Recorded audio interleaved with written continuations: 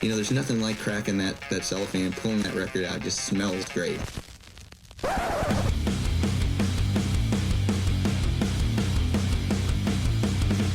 Welcome to BODS Mayhem Hour. Non-stop hardcore energy. I love the show, guys. You're awesome. Unlike any other. With your host, John the Bod, a.k.a. the Bod Father. Man, this stuff rocks. This is Sean from Vio-Lence, and you are listening to BODS Mayhem Hour. Metal up your ass. The views and opinions of the guest do not necessarily reflect the views and opinions of BODS Mayhem Radio Network, its staff, affiliates, or sponsors. Parental discretion is advised. Welcome to BODS Mayhem Radio Network. Hey everybody, welcome to BODS Mayhem Hour. I am your host, John the Bod, aka the Bod Father. And as always, I bring you guys and gals awesome interviews. And today, it's an honor and a very huge privilege to welcome vocalist Killian of Vio-Lence. Vio-Lence has released Let the World Burn, the first official music video from their 5-song EP via Metal Blade Records. This EP is out right now, and I'm digging it. It's really good. So, Sean, welcome to the show, my friend. How you doing? Great, man. Thanks for having me. Not a problem whatsoever, sir. So, when this band was forming and finding its sound and being a Bay Area thrash band, what specifically did you want to add to this band to stand out more than the others in the area if possible? And what was it that you wanted to say, this is our sound, that nobody else has it? Well, the band was established before I joined. I saw them a couple of times, once at Ruthie's and another show somewhere else, I can't remember, but I really dug the music, but Jerry Burr was the singer. I was friends with the bass player, Dean.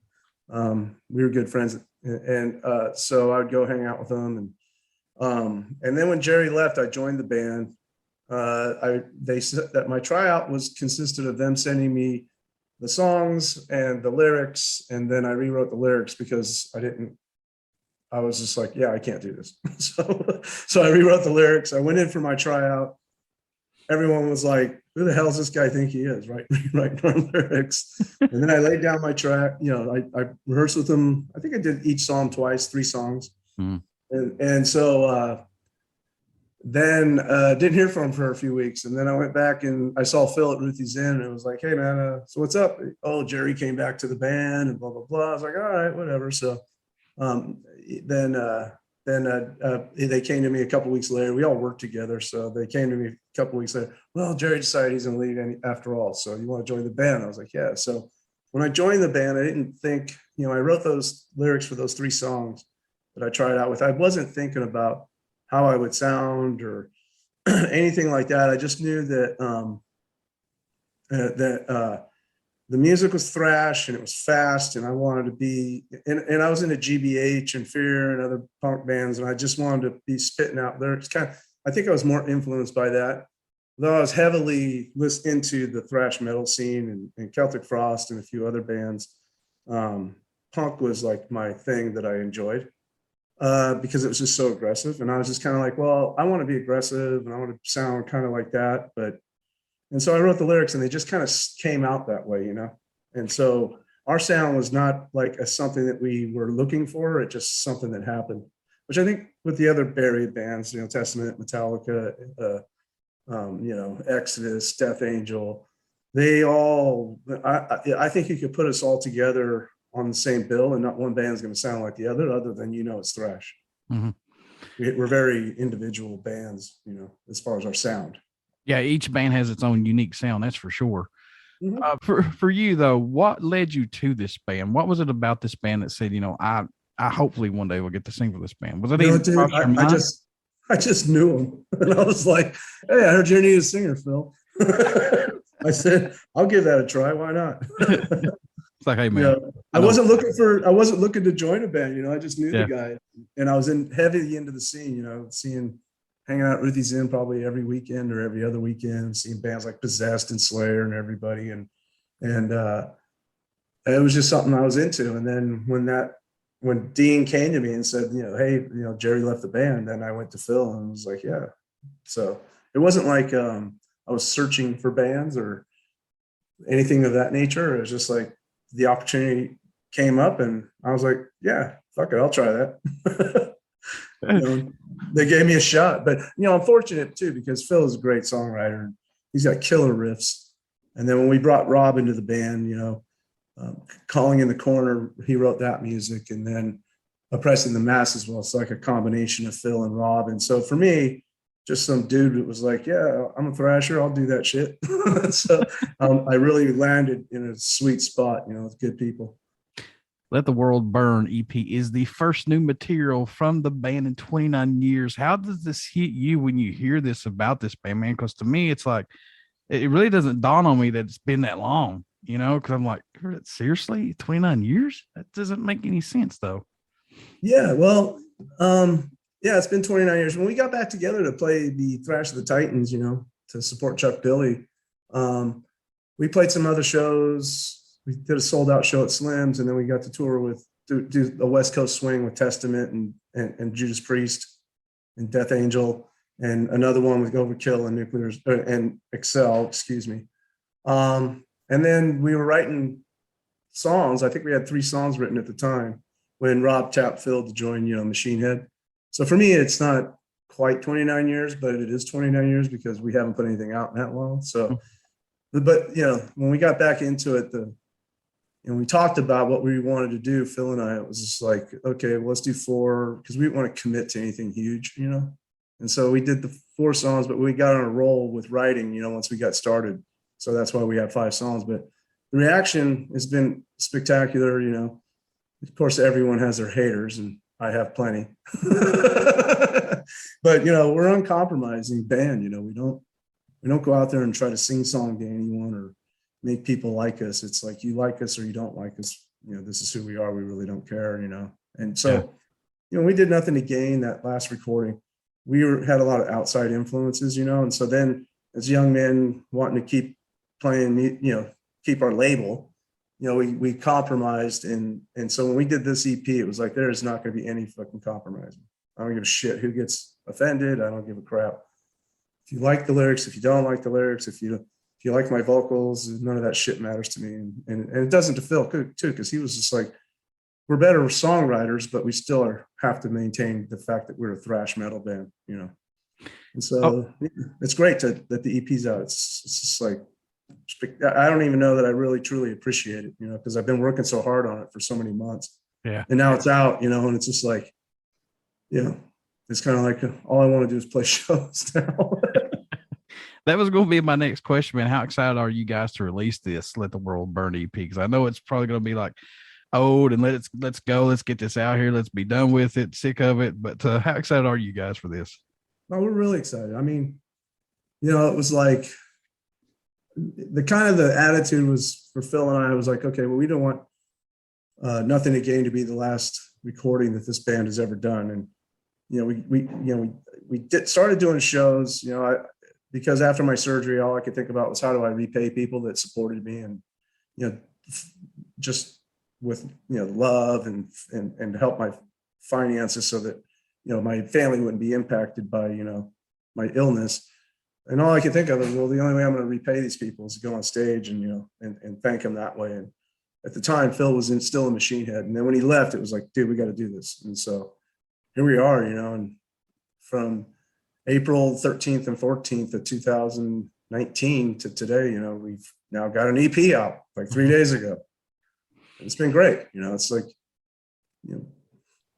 not many people get the opportunity. We're fortunate that we're on Metal Blade Records and working with Brian Schlegel, someone that's been in thrash since, day one. Oh, yeah. And has been successful and built his label. It's an independent label that's probably, it's all over the world. And he gets it, and his staff get it. The people that we have that are assigned to work with us, Heidi and Rick and Tom, Tom, they just work hard. It's not like, because the other labels that we were on were subsidiaries to Atlantic and MCA, and it's like those guys make the decisions. So with this label, it's like we feel free, and we're kind of a band that needs to be that way, free, because that's why all of our records are on different records labels, because we don't take that bullshit. And it's great being on Metal Blade because we don't get that. We just get people that really give a shit about the people the label that they work for and really work to help us. but it's great. I got to ask this question because you mentioned it about your surgery and coming back from and everything. But with all the help that you got for the metal the community, and plus, with the band members from Vio-Lence, man, what's that say? What goes through your mind when all that was going on and it was coming together? And what's that say about the metal community, but just people in general, man, doing that for you?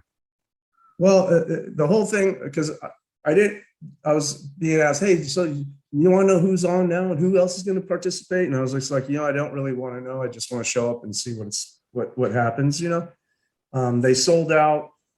They had a venue in Oakland. It sold out, and there was still a massive demand. So then they moved it to a bigger venue. I think it's 2,500 capacity, and that sold out. But it was when I saw Chuck doing Torture Tactics that really hit me. That because it came full circle. We came back together to support Chuck, and when he was battling with cancer, and we hadn't played in 9 years, and we did the Thrash of the Titans benefit for him. And then to see him on stage at a benefit to help me was, it was pretty humbling. It was great because that's when it was like, this really is a community, And there was a lot of people that participated, not Chuck. It's just that storyline. It just like made a connection with me when I saw him. It's like that ever winding door, man. I keep saying it's like that wheel that keeps spinning. Everything keeps coming back around, man. Yeah, and and the same thing happened for Tom. With Exodus and his battle with cancer and his recovery. I just saw him Sunday in Oakland. Exodus played. And, the guy did a great. It's like, okay, there's Tom. Nothing different. Though there's stuff different, but when he's on that drum set, he was the same Tom he ever was. And it was great to see that too. He actually got up and said a few words and thanked the fans and people that support him, which was kind of cool. Sean, writing this 5-track EP, was it crucial to have that classic Vio-Lence sound, man, or did you guys just say, no, balls to the wall and let's go?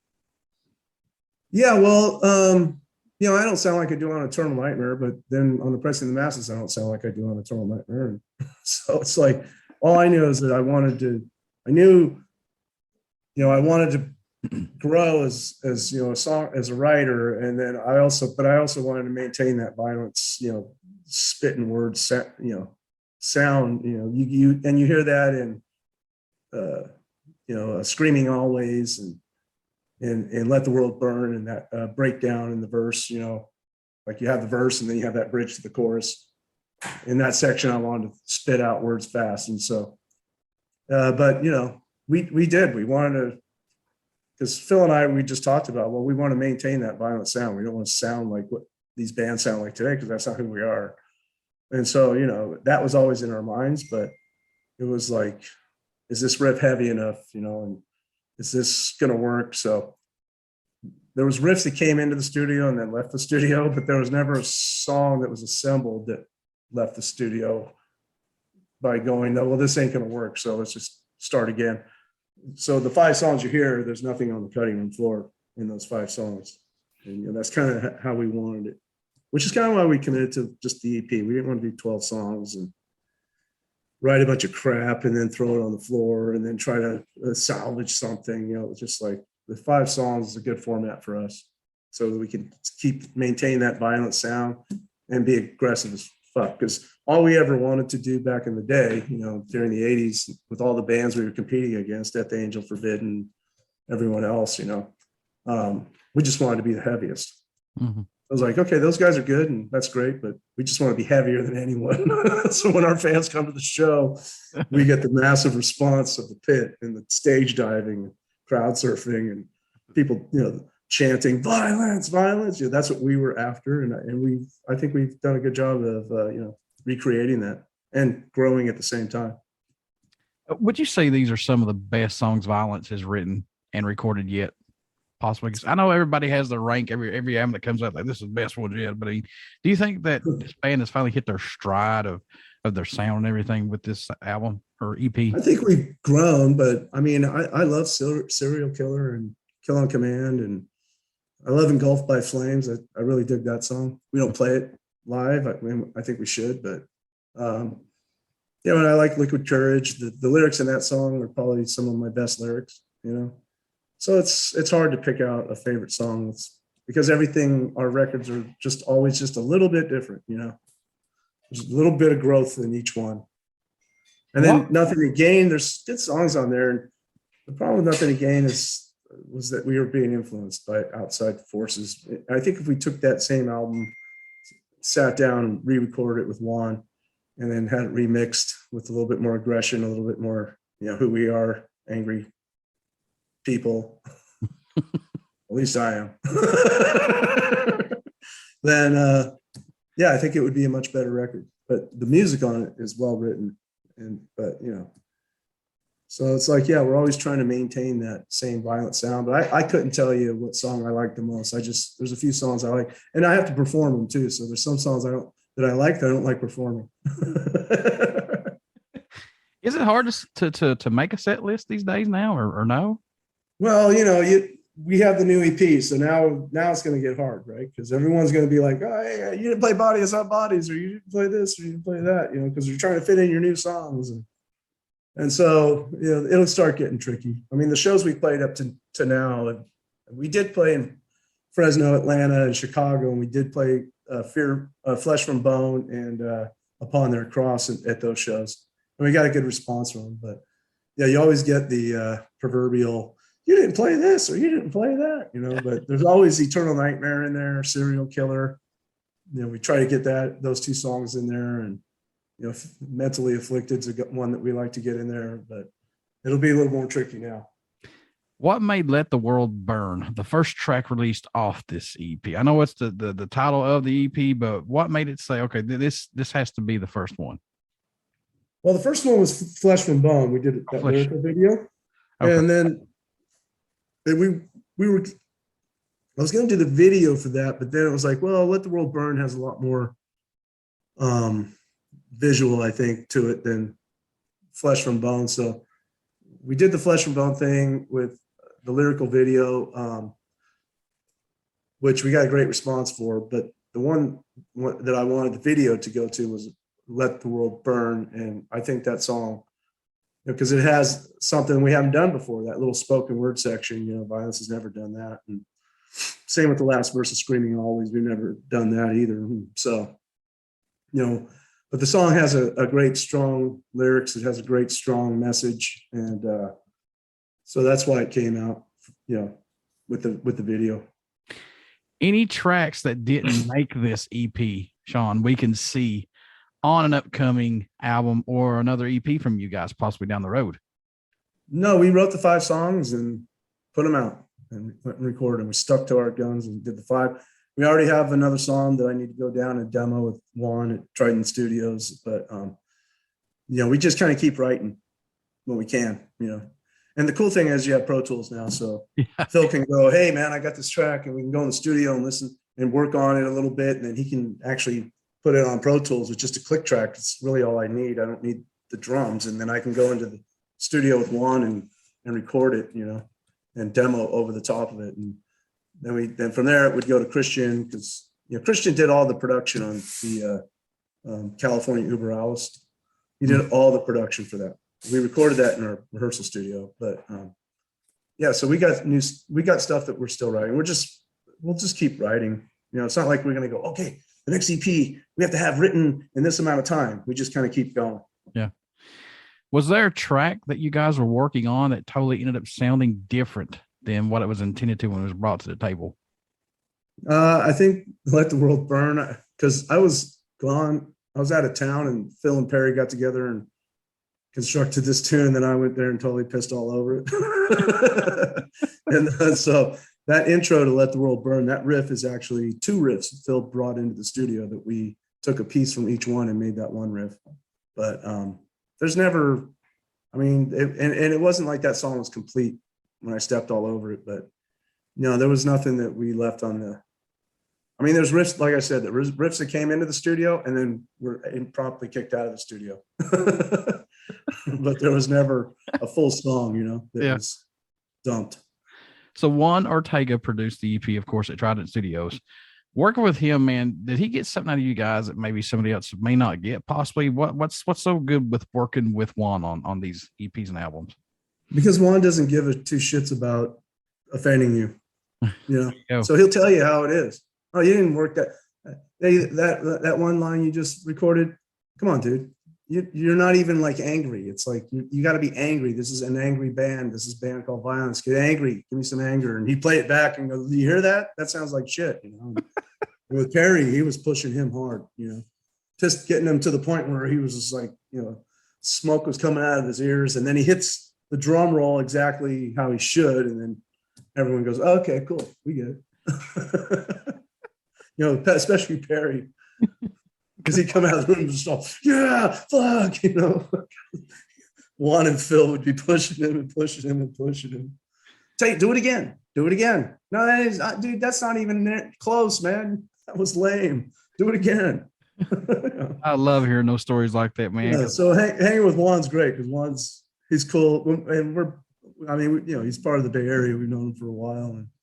And, it's relaxed there. So what, after adding Bobby and Christian, what have they brought to this band, man, that may have been missing possibly? Have they gave that extra jolt possibly? Yeah, they did because,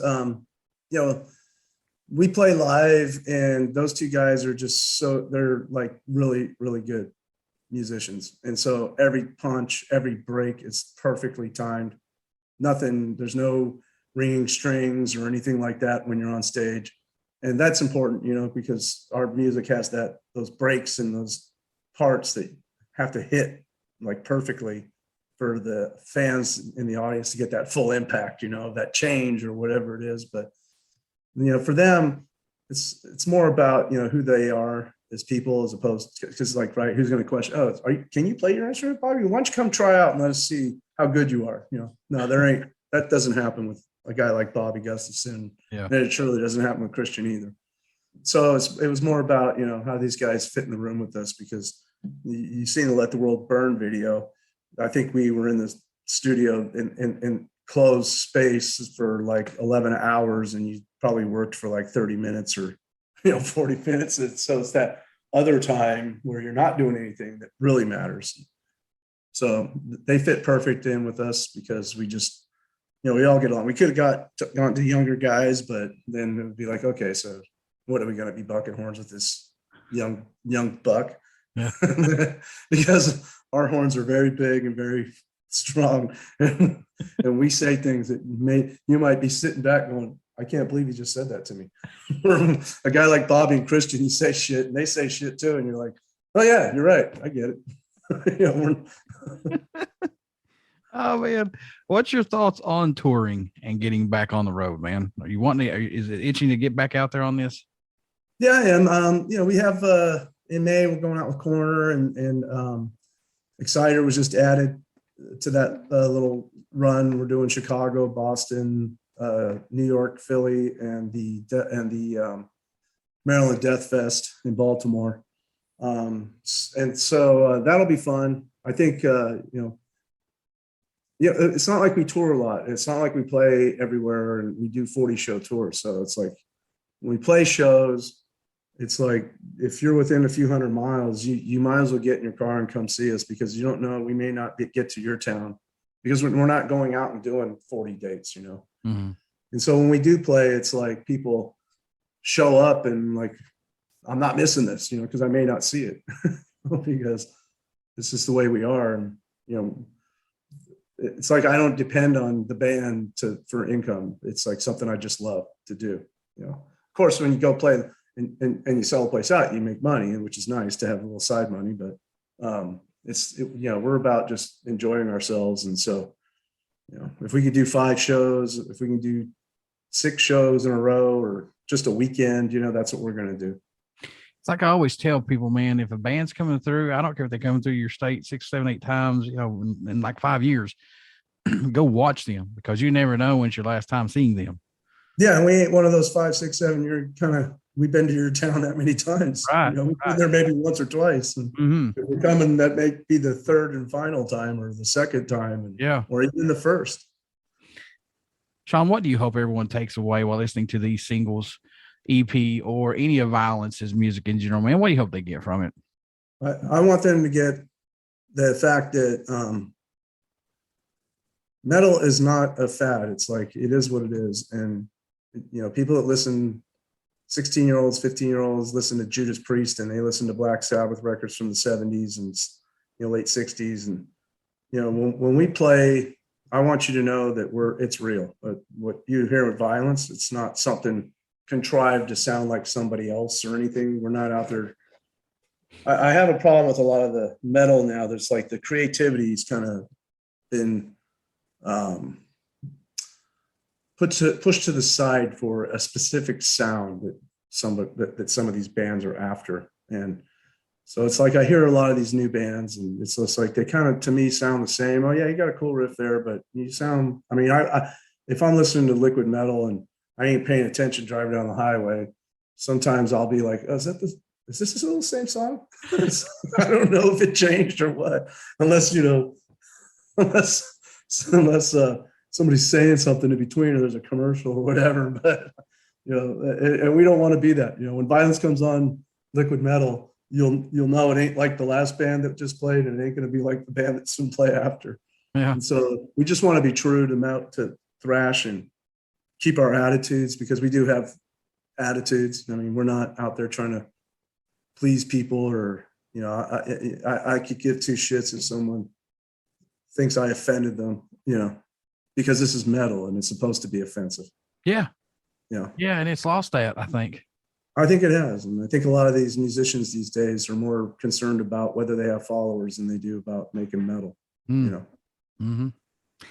I know you have a lot of music still in your repertoire that you have. Do you still have a go-to album, or maybe just a song that you find yourself gravitating back to listen to? You have to listen at least once a month, twice a month, something like that, man. Do you have something that you go back to?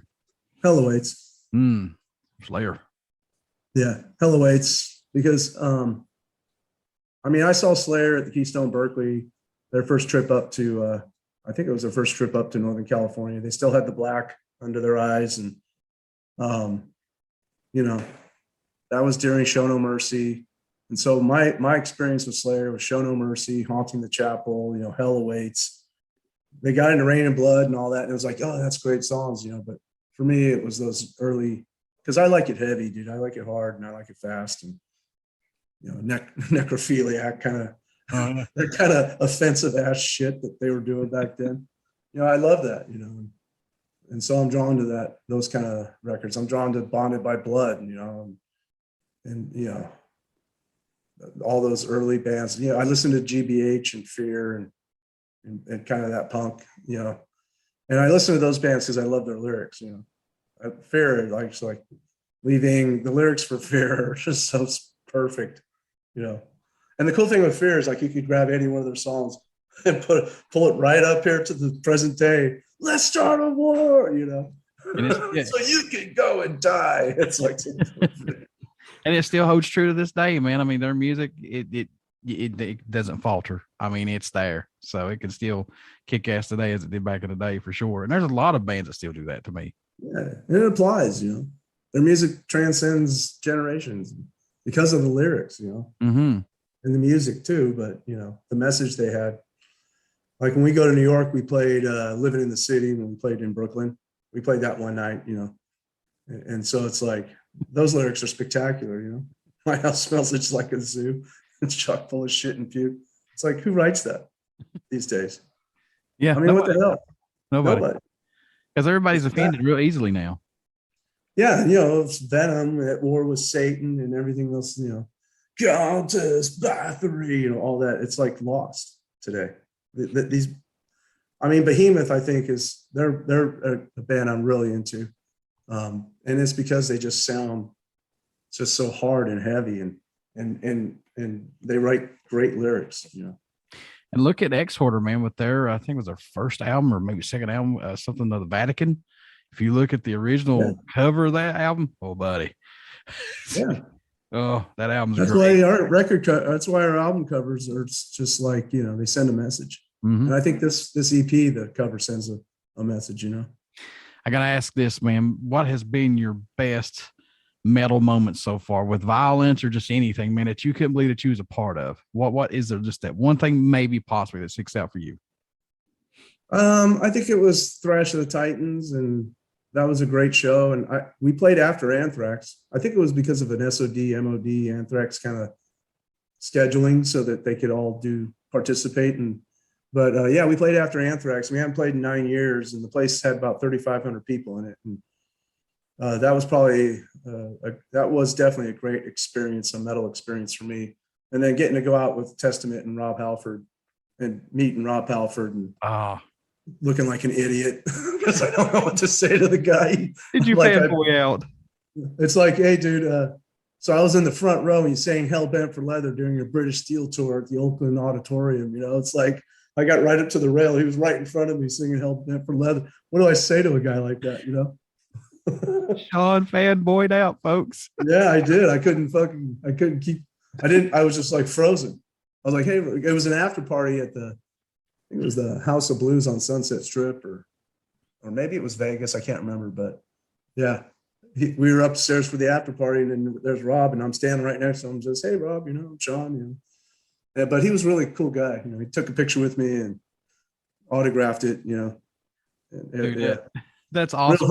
Real humble cat, man. Oh yeah, and I see him on Instagram and Facebook doing this stuff. Man, he seems so nice and so genuine. Yeah, he doesn't have that "I'm a rock star" deal. You know what I'm saying?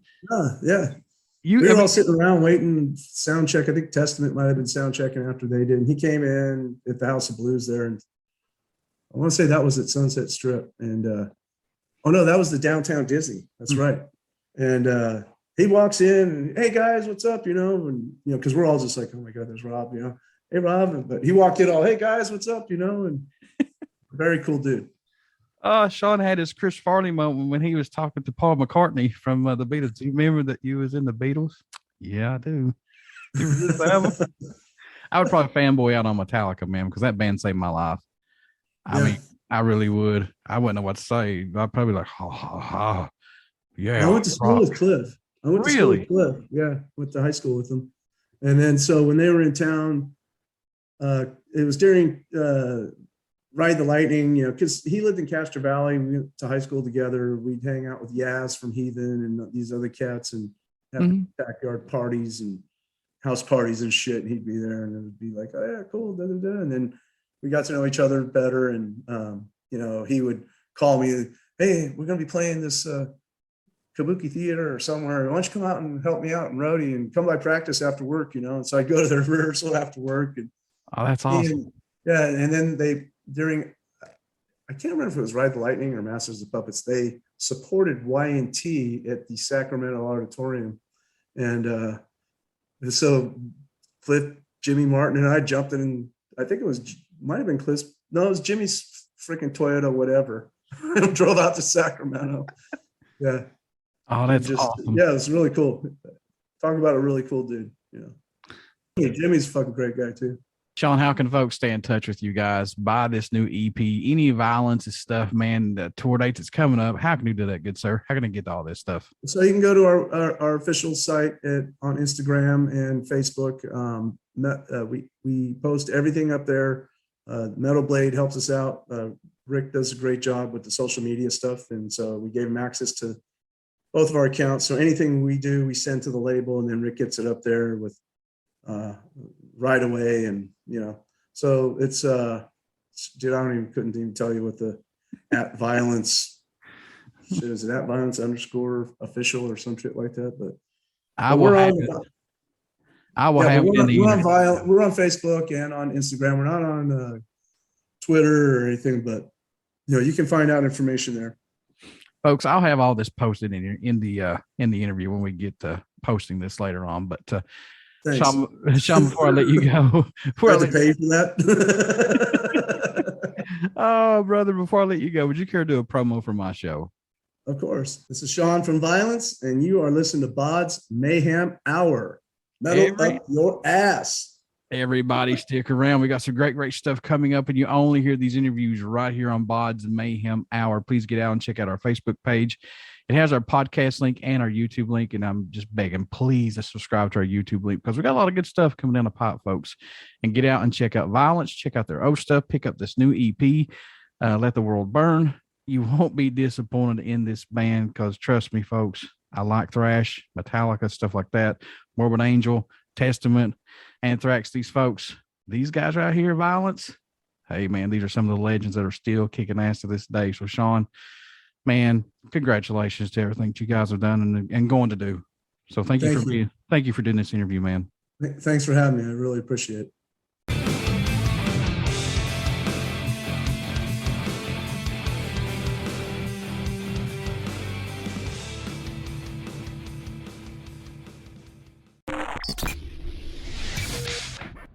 You're listening to BODS Mayhem Hour. Follow us on Facebook, Twitter, and Instagram.